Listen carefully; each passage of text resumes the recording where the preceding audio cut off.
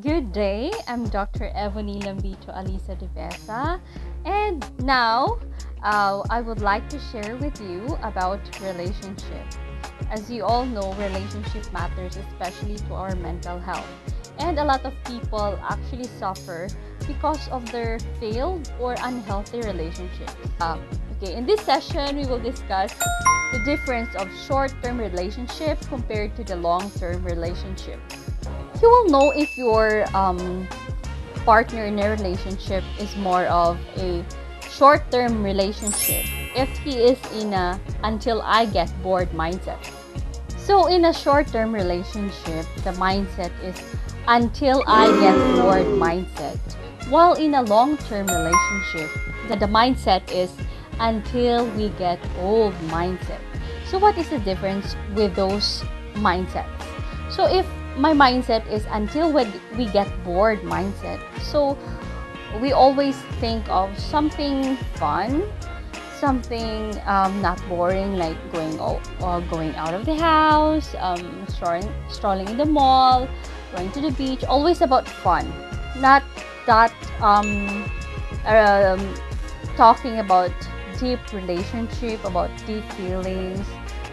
Maybe it may be memorable, but we're not talking about long-term goals in life. Okay, so until I get bored mindset is a short-term kind of relationship compared to until we get old mindset. So when we actually get old or we are in a long-term relationship, we always not think of what's just fun, but what is important in our relationship. It's more practical, and boring thing is not that issue. Okay, so the person will not say I'm already bored in our relationship. Okay, if that kind of person is saying or telling you that I'm bored, I am already bored in our relationship, then that's a kind of relationship that is only for short term.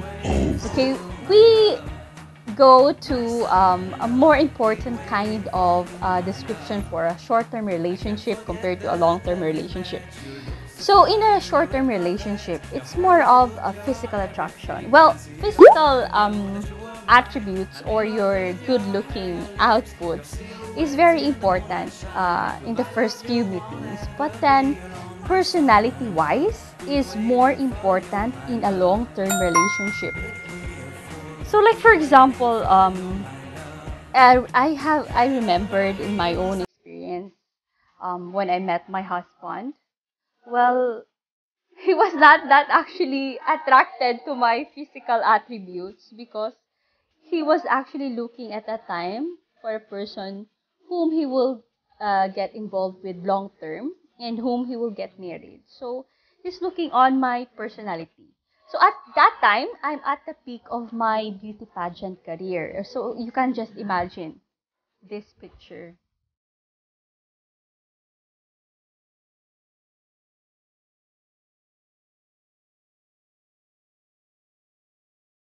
This picture.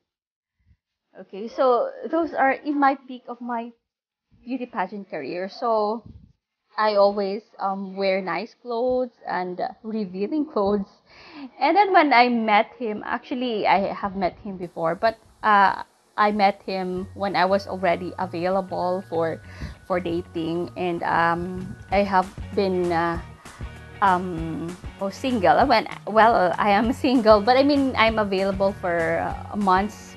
But I have already dated some other men. But this time when I met him, I really wondered, oh really, he's not attracted to me physically. And he actually reminded me to be modest on my clothes and wear less of a makeup, or if possible, no makeup at all. So he wants to have it natural beauty, okay? I mean, my last pageant, I was given permission by my fiance at that time. My husband is already my fiance because there is no swimwear competition or playsuit competition, so it's more modest kind of competition. It's more of fashion, and then just wear something modest, okay? So it's more of talent. Okay, so this is the proof.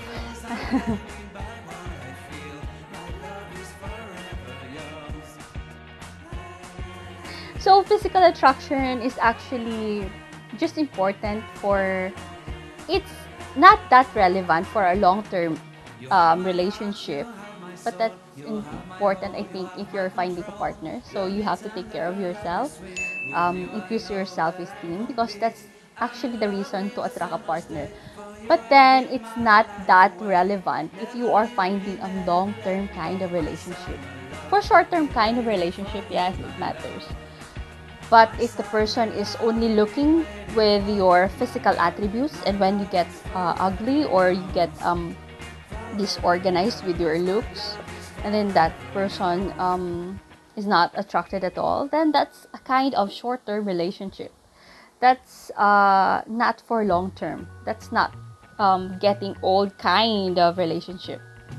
Okay, in a short-term kind of relationship, the value is more of wealth, popularity of the person, compared to a long-term relationship wherein the relationship value more of happiness.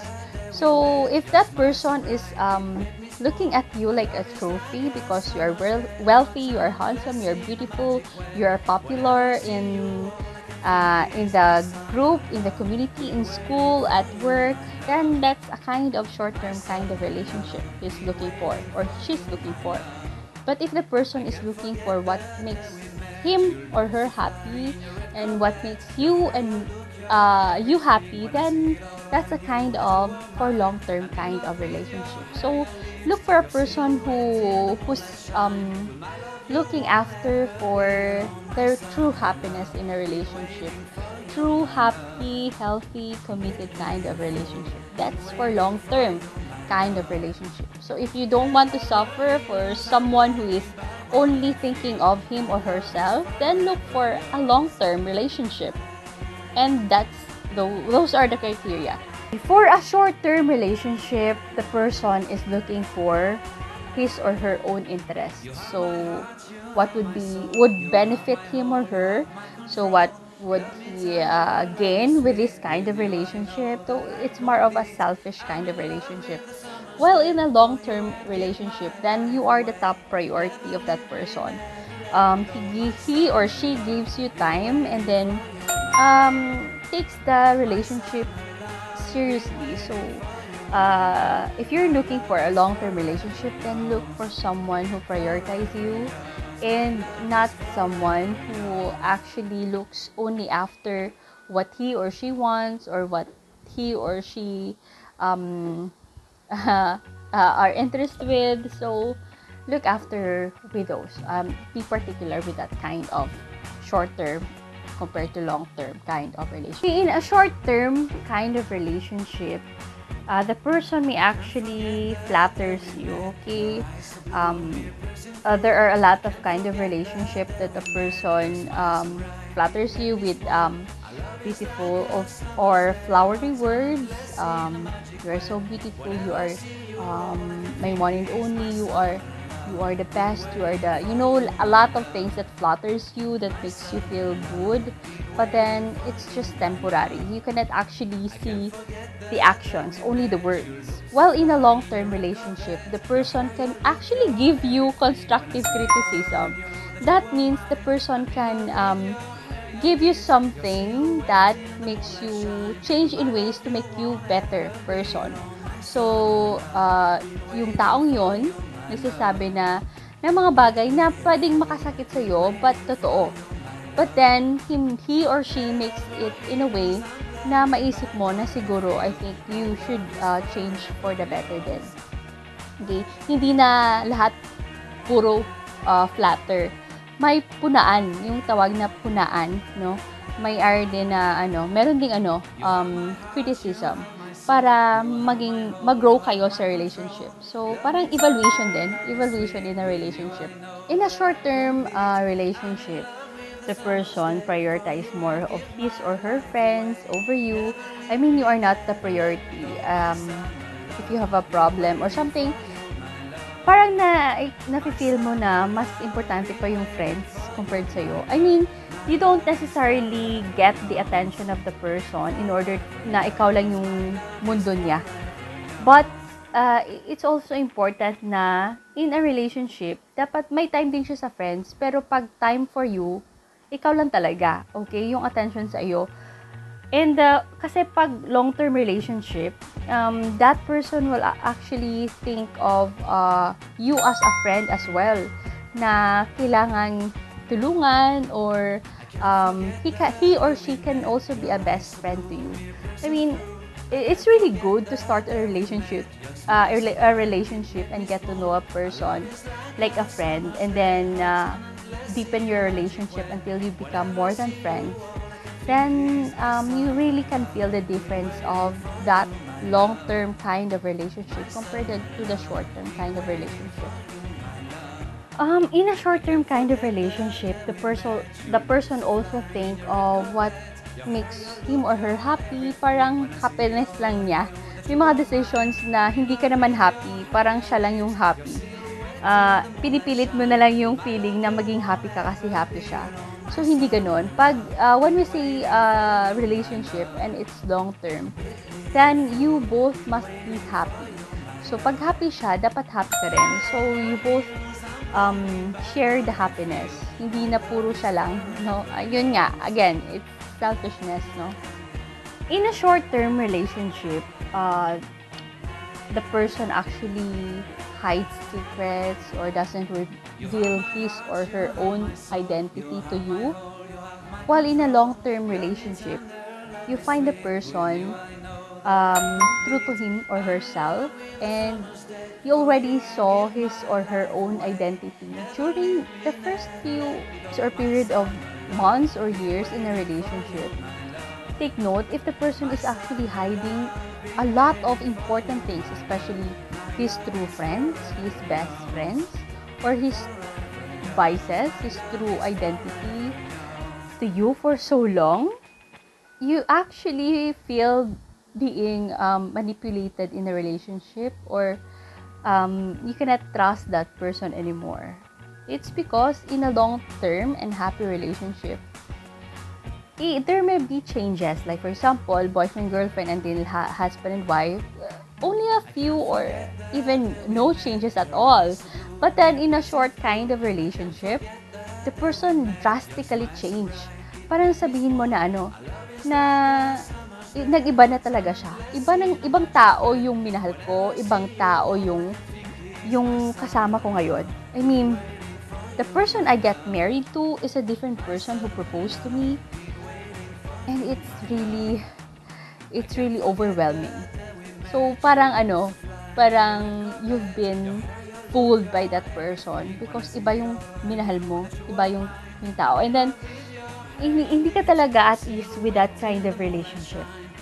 So, pang short term lang yon, na hindi mo talaga na-feel na totoo siya sa sarili niya. And then, nalaman mo na lang kapag wala ka nang magagawa kasi binded ka na sa kanya forever or legally. So, dapat talaga makikilos ka and to see things na inconsistent sa kanya. So, for long-term relationship, those person actually reveals their true identity from the very beginning. Walang tinatago na kung ano talaga sila. Okay? Wala kang mafe-feel na habang tumatagal, nag-iiba yung tao. That's kind of a person na pang short-term relationship lang or hindi siya pang matagalan. Person na para sa short-term relationship or bagay lang sa short-term, hindi pang matagalan, always think of your flaws. Parang you're not perfect, parang bakit ganun ka, pwede bang i-change mo yan, lahat na lang yung yung flaws mo. Okay, parang nakikita talaga yung mga mali sa'yo, and then bakit hindi mo ma-accept? And we are not all perfect. Bakit ikaw perfect ka ba? Parang ganun. Pag long-term relationship kasi, that person appreciate your weakness, and that person will actually help you to strengthen your weakness, na ma-accept mo yung weakness mo and love yourself more. Okay, hindi na nakikita lagi yung imperfections mo, na minsan nafe-feel mo parang bumababa na yung self-esteem mo, then that's not kind of person para sa long-term relationship. Ito pa, i-take note nyo ha. So, yung mga tao na for short-term relationship lang, will actually always tries hard to make you cry, no? Makes you cry. Marami siyang ginagawa na makakasakit sa'yo. And then, hindi siya sensitive enough. And aside sa hindi siya sensitive enough, parang ano siya, wala siyang pakialam. Ma-hurt ka man o hindi. Okay? Either you stay or you break with him or her. Pero pag long-term relationship, yung tao yung person na yun doesn't want to make you cry. Doesn't, actually, tries hard to make you smile. So, yung gusto niya is happy ka and nakasmile ka palagi, na kung kasama ka niya, happy ka sa kanya. Okay, hindi na parang nasa hell ka, na parang buhay ka pa, parang sinusunog ka na. Hindi yung ganon yung long-term relationship. Okay? So, wag niyong ipilit. Pag hindi na happy, wag niyong ipilit. Kasi, it's not working. That means it's not working, it's not healthy pag pinipilit. Kahit na sabihin mo na happy ako, talaga, pag happy ka, actually, you don't have to work hard to make yourself happy. Kasi pag happy ka sa long-term relationship, it goes with the flow. Happy ka talaga, and every day, you feel overwhelmed with that positive feeling, yung love, yung happiness. And nag-grow yung love. Nag-grow kayo as a person, nag-grow din yung love. So, sa short-term relationship, for example, if gusto na niyang ma-meet mo yung family niya, gusto niyang may baguhin sa iyo para perfect ka tingnan sa family niya. I mean, if he really accepts you or she accepts you, then wala ka naman dapat i-change. Kasi ganun ka eh. Ganun yung totoong ikaw. Pero pag long-term relationship yan, that person would tell his family ahead of time na may papakilala siya. And then, he would tell his family na mag-prepare sila to meet you. Hindi na dapat na ikaw yung mag-prepare to change yourself para maging perfect ka sa family niya. Okay? So, just be yourself. In a long-term relationship, you just be yourself. Hindi mo kailangang magbago. You don't have to change your look, your profession, your anything. Okay? Hindi pwedeng ipilit yung mga bagay na hindi naman talaga totoo or hindi naman ikaw, okay? In a short-term relationship, mahirap kasi contradictory yung belief and value system nyo. Parang pag binavalue mo yung family, tapos siya hindi. Kasi broken family. Hindi naman actually lahat ng broken family. But I mean, yung point na iba yung values and belief nyo, mahirap yon. Okay lang siguro yung personality nyo na patient siya, impatient ka, parang ganon. Pero yung values nyo, importante talaga yon if you want a long-term relationship. Kasi sa long-term relationship, it binds you together. Yung same values nyo, beliefs, and faith nyo, it binds you both together, okay? It helps you in a long-term relationship, in a committed relationship. Kasi yun yung nagpapastrong sa relationship nyo. So, if contradictory yung mga belief system nyo, and lagi kayong nag-aaway because of that, hindi siya ideal for a long-term relationship. For a short-term relationship, he or she finds it hard to spend with your family. Parang sa family niya lang gusto mag-spend, hindi siya mag-spend ng sa family mo. I mean, if you're looking up to the person na wants to spend a lifetime with you or long-term relationship, then dapat bine-value din niya or nag-spend time din siya sa family mo. Kasi someday, you will become one. So, as family, so maganda na united din kayo in terms of your own families. In a short-term kind of relationship, the person actually makes you act in ways na para hindi siya mapahiya. Okay, you have to avoid these actions or behaviors kahit na yun yung talagang ikaw. I mean, you have to change para hindi siya mapahiya. I mean, in his own perception na napapahiya siya because of your actions, your outlook, your beliefs, or your physical outlook, or anything about you. So, in a long-term relationship, actually, yung in-expect lang ng person is your loyalty and your genuine love. So, hindi niya na-expect na dapat mag-change ka for this, for that, for that. Parang ganun. Parang perfect. So, pag long-term relationship, yung expectations lang talaga is loyal ka sa kanya and genuine yung love mo. So, yun yung mga expectations ng person na gusto yung long-term relationship with you. Okay, in a short-term relationship, tinitingnan ka lang ng person as a girlfriend. Hindi ka niya iniisip na soon-to-be wife, or kung pwede naman, pwede ka nang mamanipulate na gusto niya ka maging wife, pero he's not treating you as one. So, for a long-term relationship, he wants you to be prepared na maging wife niya someday. Not just a girlfriend. So, future wife talaga. So, yun yung mga bagay na binavalue niya. Yung mga values mo, yung personality mo, which is very suitable para maging wife. Okay? Wife material talaga, like responsible, caring, loving, ganun. Pag girlfriend kasi, parang ano lang, fina-flaunt to, ganun. Parang ganun. Take note of this then. In a short-term relationship, yung person na yun yung mindset, short-term lang to, pinapakita lang yung best about him or her. Tinatago niya yung mga imperfections, secrets, or anything. Pero pag yung person looking after for a long, committed relationship, happy relationship, then that person would actually show the best and the worst of him.